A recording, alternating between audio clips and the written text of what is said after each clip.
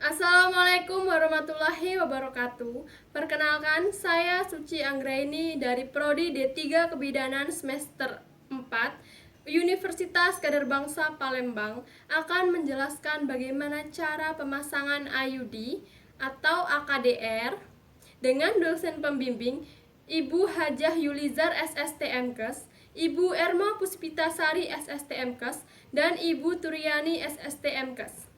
Baiklah, berikut prosedur pemasangan AKDR. Persiapan alat terdiri dari APD, apron, masker, kacamata, sepatu boot, dan handuk pribadi.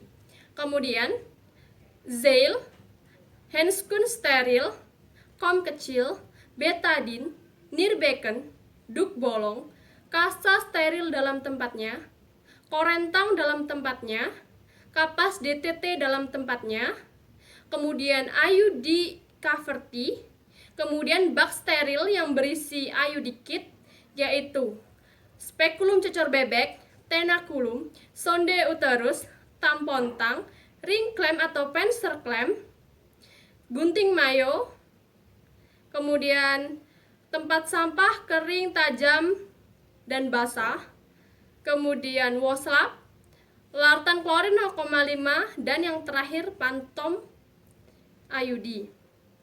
Konseling pra-pemasangan. Katakan pada klien, IUD ini adalah kontrasepsi jangka panjang, yaitu dengan memasukkan alat yang terbuat dari plastik dan dilapisi menggunakan tembaga. Kemudian pemasangannya juga menggunakan alat yang dimasukkan ke dalam vagina. Namun, katakan juga keunggulan dari pemasangan IUD. IUD bisa bertahan lama hingga 10 tahun dan sangat efektif untuk mencegah kehamilan. Kemudian katakan bahwa pemasangan IUD sangat mudah dan bisa dilepas kapanpun klien inginkan.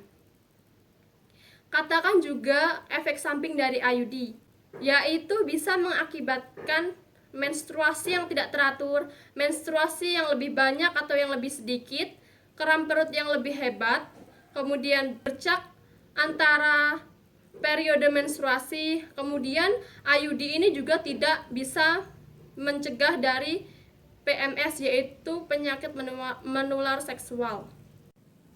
Kemudian menyiapkan lingkungan, menganjurkan klien untuk mengosongkan kandung kemih dan membersihkan area genitalia. Kemudian, membantu klien untuk naik ke meja pemeriksaan, melakukan palpasi abdominal untuk mengetahui apakah klien ada nyeri tekan, tumor, atau masalah pada daerah suprapubis. Kemudian, mengatur posisi klien, posisi litotomi, dan meletakkan zeil atau alas bokong. Setelah itu, atur arah sumber cahaya. Tindakan pra-pemasangan, pencegahan infeksi sebelum tindakan. Memakai APD, mencuci tangan secara efektif, dan memakai handscoon steril. Kemudian, bersihkan daerah vulva dengan larutan antiseptik. Setelah itu, lakukan pemeriksaan bimanual dengan memasukkan 2 jari ke dalam vagina untuk mengetahui klien tidak ada nyeri goyang, gerakan serviks bebas, tidak ada tumor, dan tidak ada masalah pada daerah adnexa. Kemudian, mencelupkan kedua tangan ke dalam larutan klorin 0,5, melepas handscoon secara terbalik dan merendamnya selama 10 menit. Tindakan pra-pemasangan, pastikan IUD dalam kemasan lengkap. Kemudian letakkan pada meja yang datar. Kemudian, masukkan kedua sayap IUD ke dalam tabung inserter dan pastikan leher biru berada pada posisi horizontal dengan menggunakan teknik steril atau tidak menyentuh. Kemudian tindakan pemasangan, memakai handscoon steril kembali, kemudian memasang spekulum cocor bebek. Setelah itu, usap vagina dan serviks menggunakan larutan antiseptik. Kemudian, jepit serviks menggunakan tenakulum pada arah jam 11 atau pada arah jam 1. Kemudian untuk mengukur kedalaman uterus, Masukkan sonde uterus secara perlahan dan hati-hati sambil menarik tenakulum secara hati-hati sampai terasa adanya sedikit tahanan. Kemudian tahan tenakulum dan sonde pada satu tangan dan jepit ujung sonde uterus dengan menggunakan ring clamp. Kemudian keluarkan sonde dan ring clamp secara hati-hati dan sedikit menarik tenakulum. Kemudian baca hasilnya. Kemudian ukur panjang uterus pada tabung inserter yang masih dalam kemasan. Kemudian ambil IUD dan masukkan ke dalam serviks dengan sedikit menarik tenakulum secara perlahan.